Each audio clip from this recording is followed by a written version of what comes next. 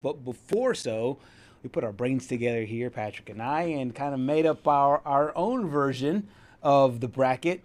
We're doing two things here. Not the way that the bracket stands right now and what we think.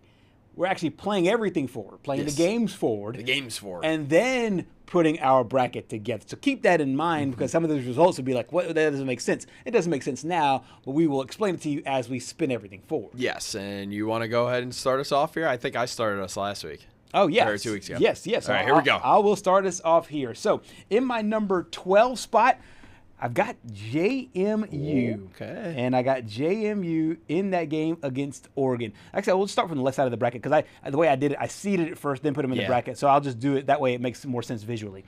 So in my 8-9 game, I have a rematch of Oklahoma-Alabama. Oklahoma being the 8th seed. Of course, Oklahoma will be above Alabama because they won the head-to-head as well. And then in the 12-5 game, I just mentioned it, JMU and Oregon. That gets one of the conference champions in because I think JMU wins. That game will be in Eugene. The 10-7 game, I think the committee has the chance to do this right, and I think they do. I think after BYU loses to Texas Tech, it'll go back down to Notre Dame and Miami side by side. And they have screwed this thing up a lot. I think they wanted silently in Miami to lose. They didn't lose. So I have Miami at 10 going to Texas A&M at number 7. Then at number 6, I have Ole Miss and Tulane, which should be interesting for a lot of different reasons. Obviously, those two programs are right there with like in that same vicinity in the southern part of the United States and very close to one another. Of course, that game will be in Oxford. Then my 4 first-round byes. I think Ohio State knocks off Indiana. They hold that number 1 spot. I think Georgia beats Alabama. Georgia goes up to 2, but the committee does not kill Indiana. Indiana remains in the top 4 at number 4, and the team that slides up is Texas Tech at number 2. You know what?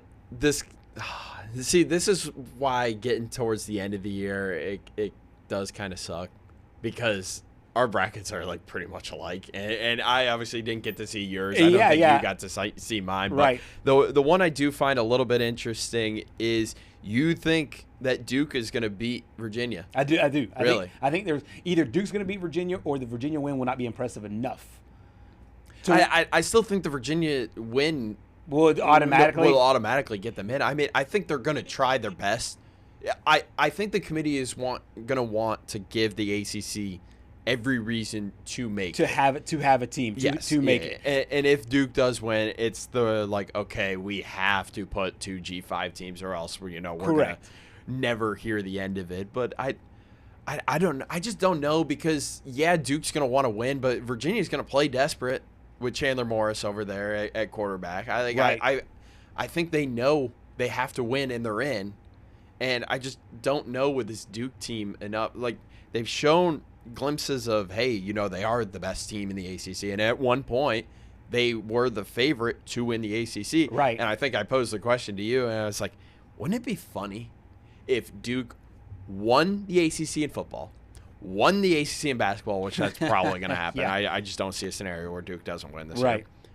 And then wins the ACC in baseball as well, because that's not really out of the realm of possibility. Right. I don't know what Virginia is going to look like in baseball this year. That's probably their only competition. Maybe Georgia Tech. Who's been good here lately. I don't think Drew Burris is there anymore. They're a big slugger. Yeah, and I know Louisville has been really, really good here lately as well. I mean, there's a scenario where Duke wins all three. Yeah. But I mean that's the only thing that I could see, and I think that's the main discrepancy that we both have here. But here we go.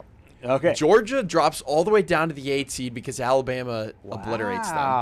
I have Alabama winning. So not only Alabama win, Alabama obliterates them enough for them to drop. What would it be? How many spots would that be? That would be from 3 to where they have 3 to 8. 3 to 8. Wow. Yes. Because and the committee has here's been harsh. The thing. They dropped Bama seven spots after losing to Oklahoma. Here's the thing. They're not going to punish Indiana for losing to Ohio State that much. Right. So you can't just drop them all the way in front of Indiana. Right, and they'll have 3 losses, and they'll have 2 losses but 1 bad one. Yeah. And then Oregon, I mean, you can't really punish Oregon or Ole Miss because they just haven't played. Texas A&M still only has 1 loss, so I mean, the next closest spot would be 8. against Oklahoma. So the only thing flipped there is obviously Alabama moves all the way up to 3. I think Texas Tech, if they win the Big 12, they still leapfrog Alabama if Alabama wins the SEC. Right. Because, I mean, Texas Tech only has 1 loss. And it was you could make the argument the 1 loss was without their starting quarterback. Correct. So, I mean, I think 2 is reasonable for them. North Texas, I'm still on that train because I love the mean green. Like I'm just a big mean green. Like this is just such a cool mascot. Hang on, real quick. And you got the mean green winning the American. The American, yes. Yeah. Can we talk real quick about how the American has to have the coolest mascots in the conference championship of any? Yeah. I mean, you got the Green Wave, which I think is top tier, awesome. top 5. Yes. Has to be top 5 mascot and logo against the Mean Green, which is just a great name. Like, I mean, it really is the mascot bull. It really is. No, it's great. And you also still have the midshipmen of Navy. Then you still got the Roadrunners of UTSA. I mean, come on. The American Conference, that's just elite right there. And then 3 Owls. Who'd have known? Temple, Florida Atlantic, and Rice. Yeah. I mean, elite conference. Keeping it moving here.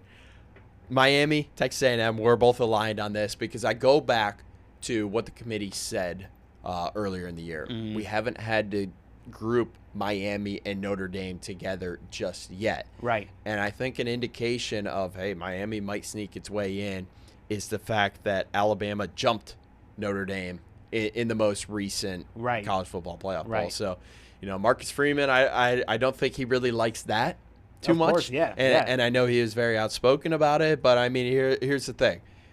If Notre Dame gets in, it's purely because of brand. Oh, for sure. And the committee will value the brand more than head-to-head. But if that's the case, I'm sorry. It's just going to – the games being played are just going to lose all meaning. They're going to lose, yes. And it's the same conundrum that Clark Lee has been presenting to all of us, where it's like, hey, if you were to blind compare resumes between us, meaning Vandy, and like some of the other teams in there, you'd be like, oh, wow, Vanderbilt's got a great resume. They should be in the playoff. Unfortunately, I don't think it's Vanderbilt's year. There's just too much that needs to happen, and I just don't think that it's really a possibility here at this point. Yeah. And I think the fact that the committee put Texas over them in the latest playoff rankings, just, I mean, it's over at that point. Tried every which way to find a way to throw them in there, but I don't see a path. There's not a path with which I could see the games going. Yeah. Like the way I track the games and the way that everything that would have to play out in order for it to happen. To me, there's not a Venn diagram. I would have loved if they were able to pull off that 13th game that they were talking about, though. Yeah. Because I heard Clark Lee today say he didn't really technically say, hey, we were trying to play Miami, but he basically hinted at, hey, we're trying to play Miami. But he was also saying, like, Miami really doesn't have anything to gain from it. No. And the only one is Vanderbilt that has something. Miami could very well just get in if Alabama gets blown out. If Texas Tech, maybe. I don't think Texas Tech would drop all the way out, but, I mean, Miami's got a great chance of getting in. Miami's sitting there almost like you would if you were waiting for a DoorDash. You know what I mean? Like waiting for a DoorDash? Yes, What? but it's one of those things where, like, you're hungry, but you're going to eat. You know what I mean? You know that there's a likely scenario that the food's coming to you that you're going to eat, so you don't have to go and make the dishes or make food, clean dishes, anything else. There's no point of exerting yourself to go cook food when you know that the DoorDash is coming, because I think if everything breaks out in the other games, that path will be there where, like you said, and I think like both of our brackets have, the path will be there for them to be able to get into the college football playoff. So the 13th game really doesn't help them out. The 13th game to me is cooking food when your DoorDash is coming. But then what's the scenario where, all these teams do win and they're left out? What, do they just get... Oh, yeah, the driver's here 2 hours late and your food's cold. Yeah, honestly, that's what it would be. Yeah, extending my metaphor. That's exactly what it would be. Maybe then you'll have to cook food at that point. Yeah. But moving along here, Ole Miss, they rightfully deserve to host a game. I cannot believe that some people thought that Ole Miss deserves to be out of the playoff because Lane Kiffin is gone. That is ludicrous. They will play Virginia. I feel like that's been a matchup that I've seen coming for. I think I told you this. I saw a scenario where Ole Miss would rather be in the 6th spot rather than the 7. I think the 7 is unfortunately one of the worst seeds that you could be, because you're going to be playing a team that just squeaked in. And, right. You know, when we were talking about, hey, that could be Texas, you definitely did not want to play Texas if they somehow found a way to make it. I don't think that's going to happen. Right. So they'll play a Virginia team that honestly I just don't see is going to. Yeah, they're a good story with Chandler Morris, but it's not going to happen. And then the top 4, Ohio State, Indiana, I mean, you're pretty much. So you're saying no matter what happens in the Big Ten Championship game, they're still going to stay 1-2? No, that's 1-4. Oh, sorry. Yeah, okay. Yeah, okay. I thought you were doing it by seeds. I wasn't looking at the bracket, so I thought you were just doing. I thought you were saying 1-2. Okay. They're going to get a rematch there Gotcha. in the semifinal, right? And then Texas Tech, as I mentioned, it will jump up to 2, because you can make the argument that Texas Tech is better than Alabama based on the resume, and there's my bracket, and wow. I'm glad we're aligned on the Miami Texas A&M. Yeah, and I just think that the committee will do the right thing. Yeah. And I think they'll be forced to, because I think if everything play the ways. I think if BYU loses to Texas Tech, which we both have Texas Tech winning that game, is just going to be so easy to drop those two, and now those two are right beside each other, and the committee has no other choice but to look at 2 teams that lost the same amount of games that play head-to-head. And I know no one's talking about BYU, but it's because they still do control their own destiny. They could really throw a wrench. They could take Miami out of this whole scenario if BYU wins tomorrow against Texas Tech. But, there's one fan base that has to be sick to their stomach right now based on this season, and that's the Texas Longhorns. Right. Because they're watching Texas A&M go to the college football playoff. Tech. And Texas Tech. All Big Ten rivals. And more than likely, Oklahoma is going to the college football playoff. I didn't factor that one in. That's just got to hurt. That's exactly where we're going to go after the break. Yeah.